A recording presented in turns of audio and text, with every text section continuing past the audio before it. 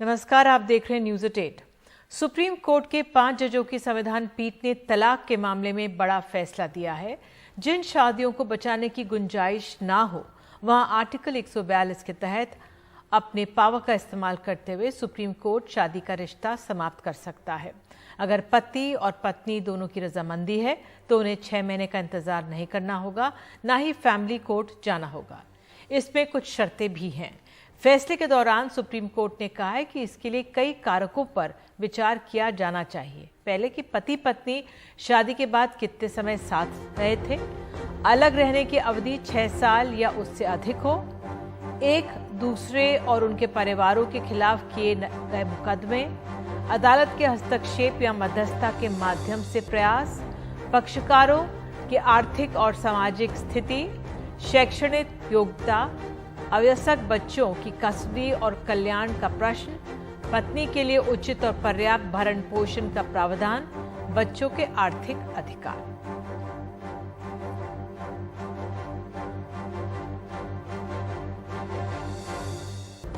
और अप्रैल 2023 में GST collection ने इतिहास बनाया है। अप्रैल में जीएसटी संग्रह 1,87,00,000 रहा है। एक महीने की अब तक की रिकॉर्ड जीएसटी कलेक्शन है ये। इस महीने एक दिन का सबसे ज्यादा जीएसटी संग्रह है। 20 अप्रैल को 68,228 करोड़ जीएसटी आया। अप्रैल 2022 के मुकाबले 12% बढ़ोतरी है। अप्रैल 2022 में ये था 1,67,00,000 जीएसटी संग्रह। और आपको बता दें, प्रधानमंत्री मोदी ने ट्वीट करके इसे अर्थव्यवस्था के लिए बड़ा दिन बताया है। उन्होंने ट्वीट में लिखा है, भारतीय अर्थव्यवस्था के लिए बड़ी खबर, कम टैक्स रेट के बावजूद टैक्स कलेक्शन का बढ़ना ये दिखाता है कि कैसे जीएसटी ने ईमानदारी और अमल को बढ़ाया है।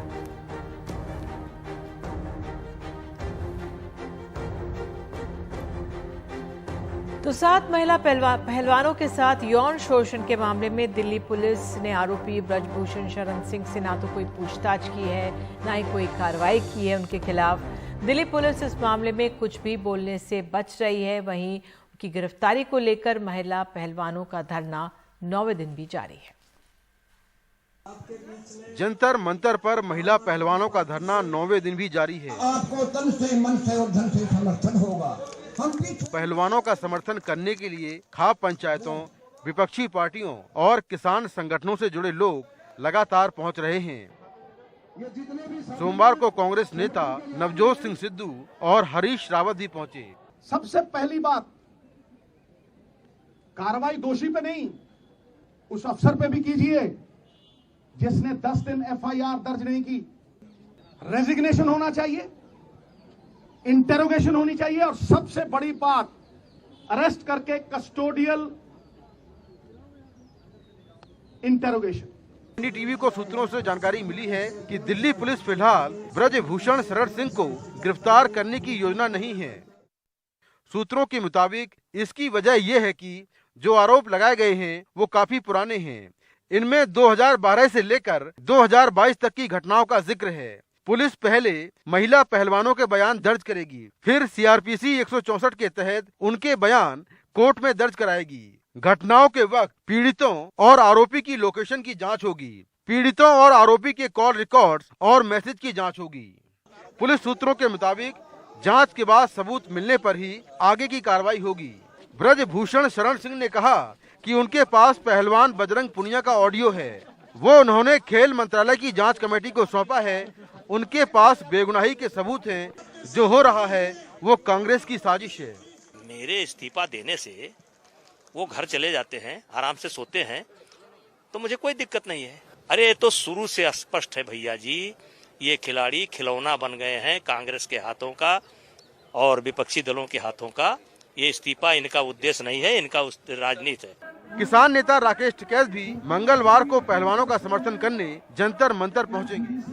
किसी आम महिला की शिकायत पर कोई आम आरोपी अभी तक गिरफ्तार हो गया होता, लेकिन इस मामले में शिकायतकर्ता अंतर्राष्ट्रीय पहलवान है और जिस पर आरोप है वो काफी रसूखदार है, बीजेपी का नेता है।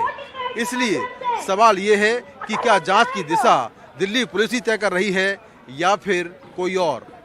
नई दिल्ली से कैमरामैन मोहम्मद मुसलिन के साथ मैं मुकेश सिंह सेंगर, एनडीटीवी इंडिया। वहीं ब्रजभूषण शरण सिंह का कहना है कि अगर मेरी पार्टी मुझे कहेगी तो मैं इस्तीफा दे दूंगा। कि अगर मेरी पार्टी कहे कि आप इस्तीफा दे दो तो मुझे कोई विलंब नहीं लगेगा, मैं इस्तीफा दे दूंगा। जितने आप कह सकते हैं जैसे टुकड़े टुकड़े गैंग या जो ताकतें शाहीन बाग में सक्रिय थीं, जो ताकतें किसान आंदोलन में सक्रिय थीं, जो हमेशा समय समय पर मोदी जी पर हमला किया करते हैं, पार्टी पर हमला किया करते हैं, आज वही सारी ताकतें दिखाई पड़ रही हैं। और मैं शुरू से इस बात को लेकर के चल रहा था कि मेरा इस्तीफा इनका मकसद नहीं है, मैं तो एक बहाना हूं, इनका निशाना और कोई है, पार्टी है। अब कर्नाटक से खबर। बीजेपी अगर कर्नाटक में सत्ता में वापसी करती है तो यहां एनआरसी के साथ साथ यूनिफॉर्म सिविल कोड लागू करेगी, गरीबों को कुकिंग गैस सिलेंडर देगी और बेंगलुरु का स्टेट कैपिटल रीजन के तौर पर विकसित करेगी। बीजेपी ने कर्नाटक विधानसभा चुनावों के लिए मैनिफेस्टो जारी किया, जिसे कन्नड़ भाषा में प्रजा प्रणालिके कहते हैं, यानी जनता का घोषणा पत्र। प्रजा प्रणालिके यानी जनता का घोषणा पत्र बीजेपी का पार्टी अध्यक्ष जेपी नड्डा ने बेंगलुरु के एक 5 सितारा होटल में जारी किया। कई वायदे किए गए, जिनमें अहम है एनआरसी और यूनिफॉर्म सिविल कोड यानी समान नागरिक संहिता लागू करना, गरीबी रेखा के नीचे रहने वाले परिवारों को साल में 3 कुकिंग गैस सिलेंडर, आधा लीटर दूध रोजाना और 5 किलो अनाज हर महीने। बेंगलुरु को सपनों का नगर बनाया जाएगा, यानी स्टेट कैपिटल रीजन के तौर पर विकसित किया जाएगा। रामनगरा में राम मंदिर को भव्यता और अंजनाद्री पर्वत पर हनुमान जन्म स्थान विकसित करना, बेरोजगारों को रोजगार देना शामिल है। कांग्रेस की झूठ की रेवड़ियों का पर्दाफाश करने के लिए आपको कांग्रेस शासित दूसरे राज्यों की सच्चाई भी लोगों को बतानी होगी। हाल ही में प्रधानमंत्री ने मुफ्त वादों की आलोचना की थी, लेकिन बीजेपी अपनी लोक लुभावन घोषणाओं को जरूरी बता रही है। That what is the difference between freebies and empowerment? Freebies are when you say कि हम सबको बिजली मुफ्त कर देंगे, पानी का कुछ देना ही मत। This is freebies. When I talk about that the BPL will get 5 kg of rice and 5 kg of wheat, this is empowerment. This very good manifesto. ये मैनिफेस्टो बहुत अच्छा है, बहुत सोच समझकर लोगों के लिए बनाया गया है। मुझे उम्मीद है कि हम 135 से 140 सीटें जीत पाएंगे। पिछले लगभग 18 सालों के दौरान कर्नाटका में बीजेपी तकरीबन 10 सालों तक सत्ता में रही और इस दौरान बीजेपी जो न कर पाई है वो सब कुछ अगले 5 सालों में करके दिखाएगी। विजन डॉक्यूमेंट के जरिए बीजेपी ने यह भरोसा कर्नाटका के लोगों को दिया है, जिसमें एनआरसी और यूनिफॉर्म सिविल कोड का लागू किया जाना भी शामिल है। बेंगलुरु से कैमरामैन गोविंद मूर्ति के साथ निहाल किदवई, एनडीटीवी इंडिया। और चुनाव की तारीख नजदीक आने के साथ ही प्रचार में भी तेजी है। तुमकुरू में जहां गृह मंत्री अमित शाह ने रोड शो किया, वहीं कांग्रेस नेता राहुल गांधी ने भी रैली की। अमित शाह ने अपने रोड शो में मुस्लिम आरक्षण के मुद्दे पर कांग्रेस पर हमला बोला, तो राहुल गांधी ने भ्रष्टाचार के मुद्दे पर बीजेपी को घेरा।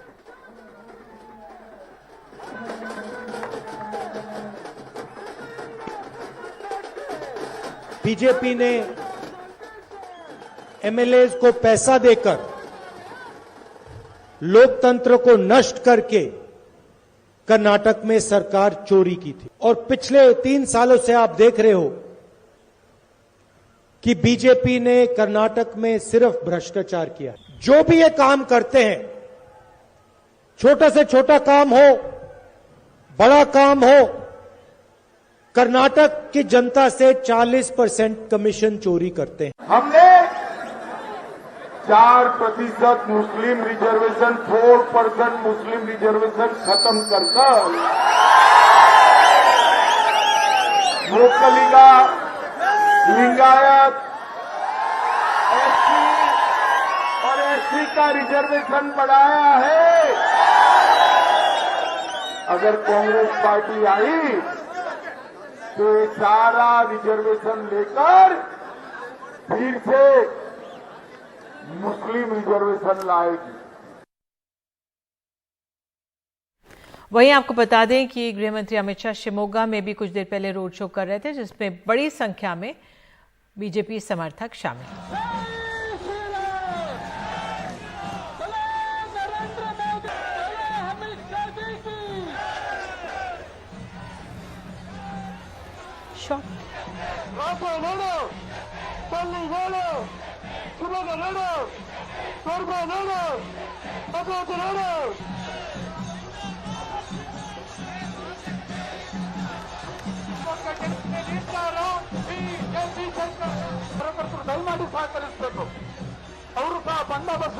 और आपको बता दें एनडीटीवी इंडिया लेकर आ रहा है अपनी नई पेशकश पब्लिक ओपिनियन। इसमें हम ये बताएंगे कि वक्त वक्त पर अलग अलग मुद्दों पर जनता क्या सोचती है।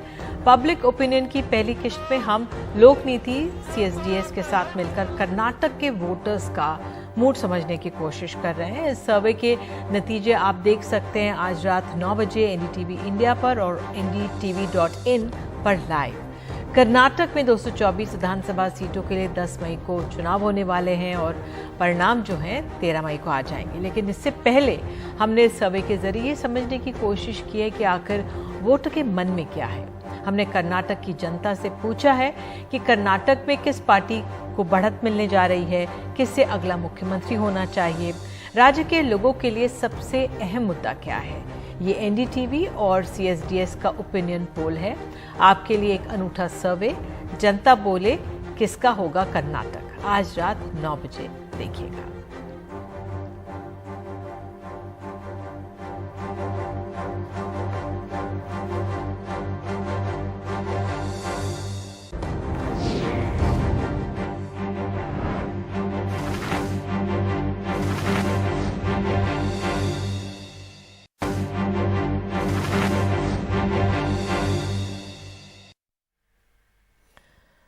उत्तर प्रदेश निकाय चुनाव में बीजेपी और समाजवादी पार्टी ने पूरी ताकत लगा दी है। आज मुरादाबाद में मुख्यमंत्री योगी आदित्यनाथ ने समाजवादी पार्टी की पिछली सरकार पर जमकर वार किया। उन्होंने कहा कि 2017 से पहले प्रदेश में कानून व्यवस्था चरमरा गई थी, माफियाओं का राज था, साथ ही शहर कूड़े का ढेर बन गया था। लेकिन बीजेपी की सरकार आने के बाद कानून व्यवस्था पटरी पर आ गई है। इससे पहले कल संत कबीर नगर में सपा अध्यक्ष अखिलेश यादव ने एक रैली में बीजेपी पर जमकर वार किया।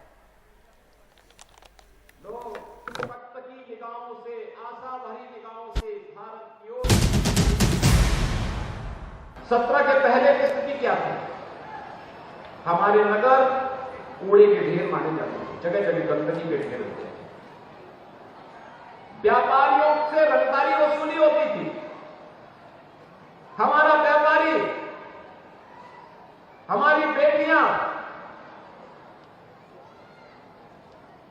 सुरक्षित बाहर नहीं निकल पाती थी,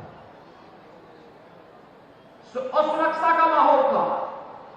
पर्व और त्योहार आते थे, दंगों का एक माहौल बन जाता था, भय और वसत का माहौल बन जाता था।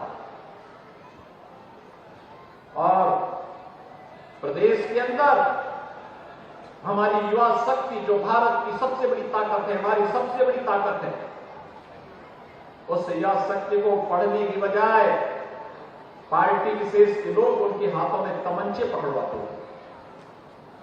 भाइयों बहनों, आज युवाओं के हाथों में तमंचा नहीं, उत्तर प्रदेश में युवा के हाथ में टैबलेट है। टैबलेट 2 करोड़ युवाओं को हम टैबलेट दे रहे हैं। प्रधानमंत्री के आवास के पास उनके वाईफाई को इस्तेमाल करने वाले पर छापा पड़ा है। जो प्रधानमंत्री आवास के पास कोई रहता है, बड़ा दमदार आदमी है, कोई रहता है, उस पर एसटीएफ ने छापा मारा। ये बात हमें समझ में नहीं आ रही है कि बताओ, एसटीएफ यूपी की दिल्ली में छापा मार रही है और दिल्ली की इनकम टैक्स गोरखपुर में छापा मार रही है। कहीं ऐसा तो नहीं कि डबल इंजन आपस में टकरा रहे हो, एक दूसरे को टक्कर मार रहे हो। एनडीटीवी इंडिया लेकर आ रहा है अपनी नई पेशकश पब्लिक ओपिनियन। इसमें हम ये बताएंगे कि वक्त वक्त पर अलग अलग मुद्दों पर जनता क्या सोचती है। पब्लिक ओपिनियन की पहली किश्त में हम लोक नीति सीएसडीएस के साथ मिलकर कर्नाटक के वोटर्स का मूड समझने की कोशिश कर रहे हैं। इस सर्वे के नतीजे आप आज देख सकते हैं रात 9 बजे एनडीटीवी इंडिया पर और ndtv.in पर लाइव। कर्नाटक में 224 विधानसभा सीटों के लिए 10 मई को चुनाव होने हैं और परिणाम नतीजे 13 मई को आ जाएंगे। लेकिन इससे पहले हमने सर्वे के जरिए ये समझने की कोशिश की कि आखिर वोटर के मन में क्या है। हमने कर्नाटक की जनता से पूछा है कि कर्नाटक में किस पार्टी को बढ़त मिलने जा रही है, किसे अगला मुख्यमंत्री होना चाहिए, राज्य के लोगों के लिए सबसे अहम मुद्दा क्या है। ये एनडीटीवी और सीएसडीएस का ओपिनियन पोल है। आपके लिए एक अनूठा सर्वे, जनता बोले किसका होगा कर्नाटक। तो आज रात जरूर देखिएगा रात 9 बजे एनडीटीवी इंडिया पर। तो इसी के साथ इतना ही, नमस्कार।